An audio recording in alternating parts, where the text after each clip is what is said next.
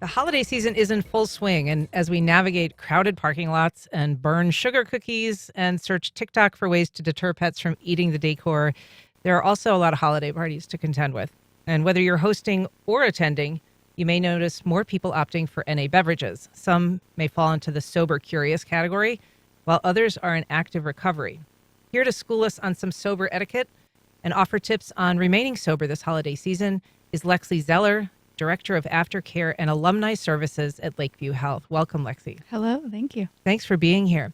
So how has party culture changed over the years? What does the data suggest about how people's approach to engaging in holiday festivities is changing? So we've seen a huge increase in people with alcohol use disorders and substance use disorders in general. So that's going to have an effect, right? A lot more people are going to be living in the sober life of recovery, but also you have this huge increase in people that just don't really find joy in drinking alcohol, and that's where the sober curious movement comes into play, and people really like just want to enjoy life without alcohol.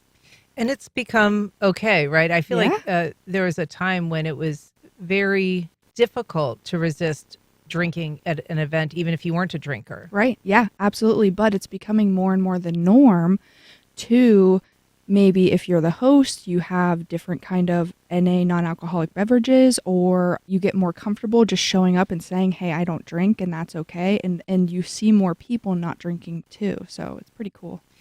You see, I think, more younger people exploring sobriety and maybe growing up with a broader mindset about the fact that it isn't mandatory if you're going out with friends. Right, exactly. And I mean, to be honest, I think the younger generations see a lot of maybe their friends or families or whatever with drinking problems, or they're heavy drinkers, or they have someone that's in recovery in their lives. And so they see, like, if I don't want to be that person, or maybe they have a sober friend and they say, I want to be that person. I see on social media, too, a lot of my friends who are sober, either by choice or because they're in recovery, post a lot about it. Yeah. And they offer sometimes really very inspirational messages. They'll mark, how long they've been sober. So it's become a much more public-facing conversation. Yeah, and like socially acceptable. So I'm in recovery. I got sober in 2015, and Congrats. Thank you very much. At first you do it for yourself because it's like, if I don't just get this out everywhere, I don't want to feel ashamed or embarrassed or whatever, so I just want everyone to know. And then like you also start living this kind of healthier lifestyle in general, and I think that's where a lot of the sober curious culture comes from, where people just want to be living healthier.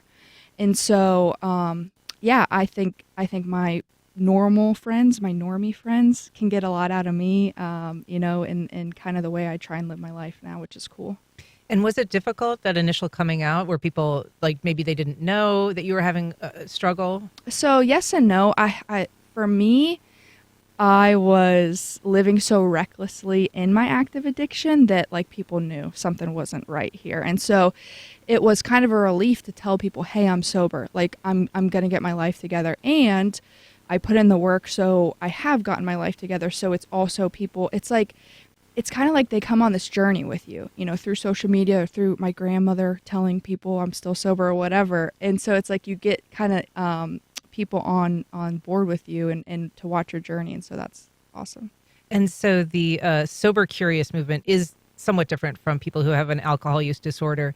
But some people, abstaining isn't necessarily a choice. When people that have that particular issue are going to events, and I'm thinking particularly about holiday parties, because those really are, there's a rare to have a time of year, unless you're like in wedding season where all your friends are getting married. Right. Holidays really are the big pressure point. Mm-hmm. How do people prepare for that?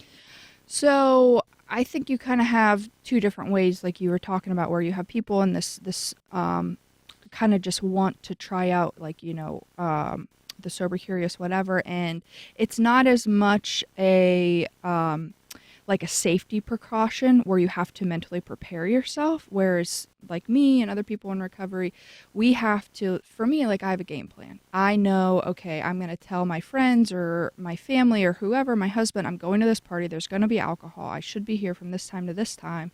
I might call you if I get overwhelmed or, people are offering me drinks or whatever. So it's like having a game plan And then kind of on the other hand, I think as hosts, they can be more just aware that there are going to be people there that might show up and not want to drink. So do you have different options for them as well?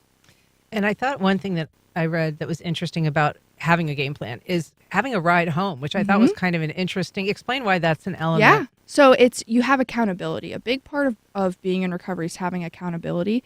And so you have someone there that's going to take you home and hopefully take you home sober. Good advice. Well, I've been speaking today with Lexie Zeller. Thanks so much for being here today and for all of your good wisdom. Thank you so much for having me.